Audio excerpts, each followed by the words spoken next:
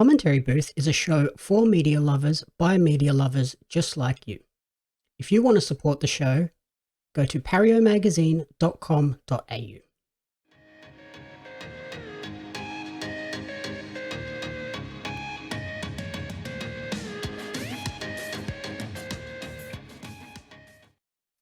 And then the other movie we watched was sort of similar in terms of like comic-y, but not the same. It's the Uncharted movie starring Tom Holland and Mark Wahlberg, which is a action adventure movie based on the iconic PlayStation games Uncharted, which are developed by Naughty Dog. And this movie acts as a prequel to those games, which was a little bit interesting. Like it left them to have enough leeway to change characters, change storylines without sort of overly annoying people, but they do draw from like iconic moments in that game series, which was interesting. So basically, like we get a street smart Nathan Drake, played by Tom Holland, and recruited by Victor Sully Sullivan, who's like this seasoned treasure hunter, and they're basically going to travel around the world and try and find a fortune that was amassed by Ferdinand Magellan and then lost 500 years ago. And basically, yeah, they globetrot all over the world, solving puzzles and riddles and trying to find this treasure, but they encounter some bad guys along the way, as kind of to be expected. And I enjoyed this movie as someone that recently finished all 4 games, but I think it's, if you like sort of Indiana Jones or Night at the Museum, or no, Treasure something. Rumble in the Jungle, The Rock and what's his name? Yeah, so like I think if you like what'd I say? Indiana Jones. This is a movie that's like very similar in terms of let's just go and find ancient hidden treasures. There's lots of comedic elements in there, incredible crazy action sequences. Like I said, there are changes to the story, which I think might be a little bit off-putting for diehard fans of the game series, but I don't think they change things that drastically that it's like destroys the feeling of an Uncharted. And then yeah, I was reading Tom Holland has said this was physically the most demanding movie he has made to date, because like obviously when he's playing Spider-Man, he generally has the mask on so they can just like CG all those crazy action sequences. But this one, he's just a dude in a shirt and at times shirtless. So he kind of has to do all these action sequences, even though they're like on green screen. You still got to move your actual body. If you've never, oh sorry, you go. Go ahead. I was going to say, if you've never played this game and you've had a big day working and at a photo shoot and drinking, and you're not in the right headspace to watch it, don't go see this movie because you'll get bored. You go outside, get lost, and then decide you want to leave before the movie's over. Yeah, I think if you went back and watched it sober, you would enjoy this movie. Like, I had a good time, even though... I did give you warning when I was rocking. I was at a photo shoot all day, shooting stuff for a venue, and they kept on feeding us drinks. So I gave warning, and I wasn't really paying attention for those of us at home that drink. So if you're going to watch this movie, pay full attention, and you might enjoy it a bit more than myself. But I appreciate the fact that I got invited, and I still got to see Batman results. So yes.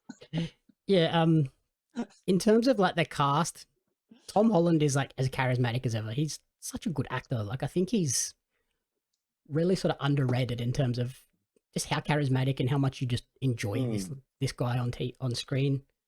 Mark Wahlberg didn't really feel like Victor Sullivan.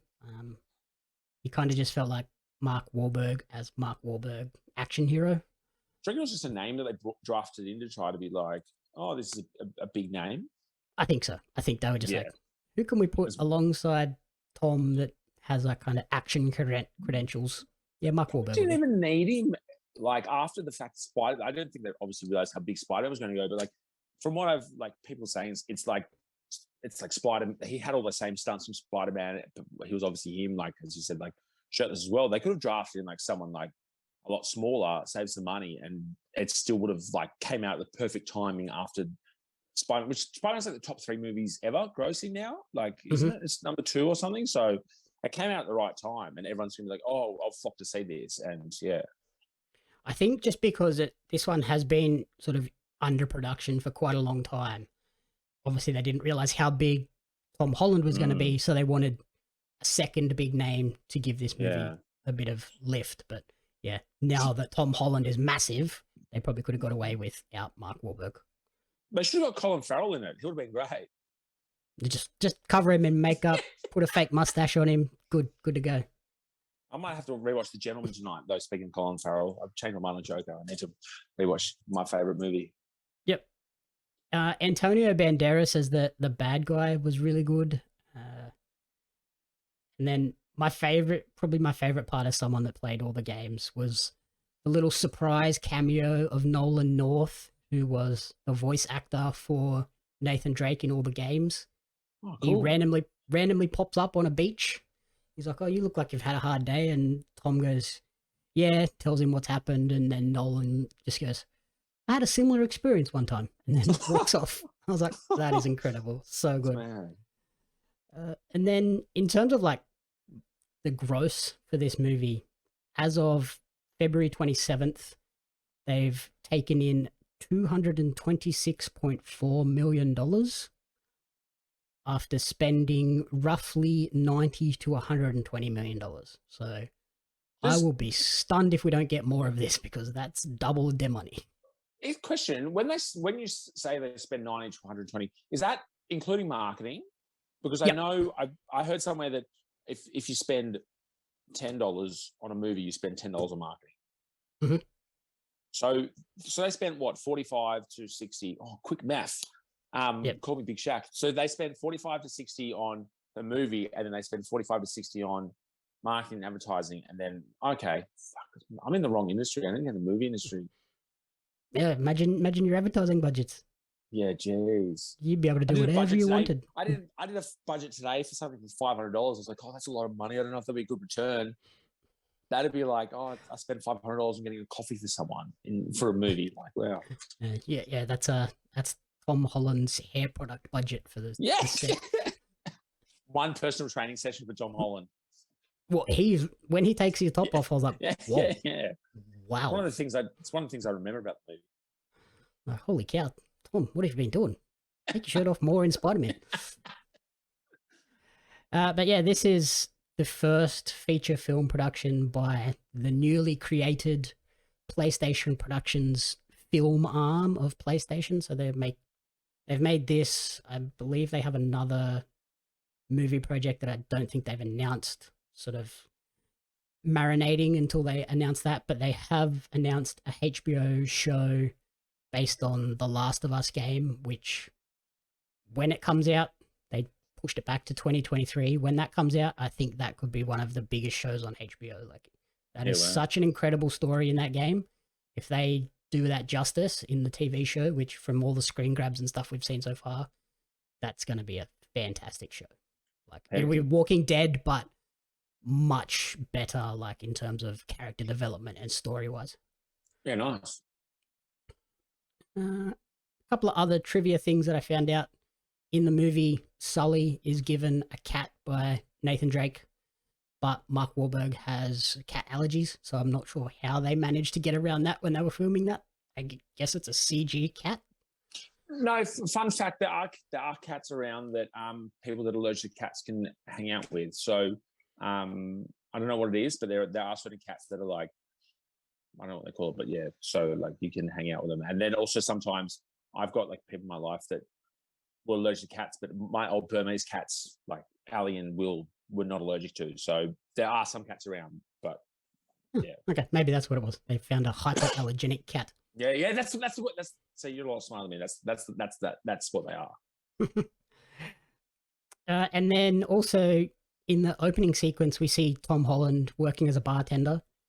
Turns out he did an interview where he said that he was actually, in preparation for the movie, he bartended undercover in London for a few sessions, and they eventually had to basically kick him out because people started to realize Hectic. Spider-Man is bartending at this bar. Get all our mates down here. Yeah, kick him out. I'm like, hectic. why would you kick him out though? They're bringing more people in. Yeah. Who cares if he's a terrible bartender? Like, Let's get him in the door. Let's get him to the Mali or the region. Let's go. Tom, where are you? Hit me up. And then lastly, a few Easter eggs that they sprinkled in there were very well done. There's the Naughty Dog, the game production studio. They have a sticker inside the lid of Nathan Drake's suitcase, which you see very briefly. Like, it's one of those things where unless you know what that sticker is, you're just going to gloss over it. But as someone that's played the games and knows who Naughty Dog is, I was like, oh, there's a sticker there. Cool. Okay. And then in the post-credit scene, we're introduced to, spoiler, Gabriel Roman, who's the main villain from Uncharted 1. So it looks like, obviously, with how successful the movie is, we're going to move in and just start sort of recapping the games and maybe changing them up a bit so that it's a fresh story. But overall, I felt like this was a great introduction to the Uncharted universe for people that perhaps have no idea what the Uncharted games are about, but they are now. Watch it sober. You'll like it more. So yeah, that's our 2 topics for the week. Obviously, I'm pretty sure I know what your top recommendation is by a long margin. Yeah, Batman. I'm gonna say that. Like, we'll do our next month's one, and you'll be like, "Oh, what's the thing for the past month?" I'm like, Batman. I'll still keep saying Batman. So, Batman. Yeah, I'm the same. Like, yeah. If you are an Uncharted fan, go and watch the Uncharted movie. But if you just want to go and see a great movie, buy all the popcorn, get a nice large drink because you're going to be sitting in a cinema for 3 hours. Don't get a nice large drink. The worst thing was when we went to the Batman premiere, we got free champagne. So I think I had about 5 before I started. And well, that's a bad idea. That's a bad idea. I had to pay for like two and a half hours. I didn't pee, but like it was like my friend Will when we went and saw Spider-Man. He's not the biggest fan. He literally went to the toilet at the most pivotal time in the movie, and he got back. And if you haven't seen Spider-Man now, you're an idiot. So I'm going to do a spoiler. He literally got back as all 3 Spider-Man were there, and he was like, "What happened here?" And I'm like, "No, you don't go to the toilet in these movies." You picked the exact worst time to go. Literally, he was walking up the stairs, and he would have gone out, and then Andrew Garfield came out. I was so yes, don't have an extra large drink, have a no drink, and like I towards the end of that 3 hours, I was like, oh, I really need to go to the toilet, but I held it. I sat there and watched the entire credits because I saw the very early screening. I was like, I'm going to watch the entire credits just in case something pops up. And then I watched that and I was like, that wasn't necessary. I could have left 5 minutes ago and not blown up my bladder. Thank you for the tip, because I did not blow up my bladder because of your tip. So, yeah. So, yeah, I'm with you. Batman. Go and see Batman. Yeah. Don't wait. And you don't want to have this spoiled. You can see there, that's Colin Farrell, because I'm going to watch this now. He doesn't look like that. He looks, I don't know, but yeah. Oh, yeah. He's totally not like that. No. If you can spot Colin Farrell in that makeup, you have better eyes than I do. Mate, if you can spot Colin Farrell in that makeup, I will buy you a case of Reshes. That's a good bet. Let's leave it at that. Yeah. Thank you for listening to the commentary booth. If you enjoyed the show, please remember to rate, review, and subscribe on podcast services and on YouTube. You can follow Jaxon on TikTok at Jax_car. Look out for TikTok vlogs. Do you have your marathon coming up shortly too? When's our next one? We are up again at the start of April. Yeah, my marathon's on the 10th of April. So it might be like the week leading up to it. And I'll be like, oh, yeah, I watched this movie about running. Yeah, but no, we've got one more before my marathon in Canberra. Yep. Guess what comes out right around that time? What? Speaking of running, Sonic 2. Oh, really? I watched that for pre-drinks. Rather than pre-drinks, I was like, pre-prep, Sonic 2. I'm as fast as Sonic. You win the race. Right, and then you can follow me on social media at Jamie Apps Media and at Pario Magazine. Thank you again for everyone from listening, and yeah, stop scrolling now and go and start streaming something. The Commentary Booth is a fan-funded production of Jamie Apps Media. You can support the podcast alongside our magazine, Pario Magazine, on Patreon at patreon.com/Jamie Apps Media. The following people supported at the community support group level or higher, and you cannot fathom how incredibly appreciative we are for their support. Brian and June Hart, Blake Robinson, Rena Renee, Courtney Paulson, Darren Hatcliffe, Jaxon Carr, and Tracy Apps.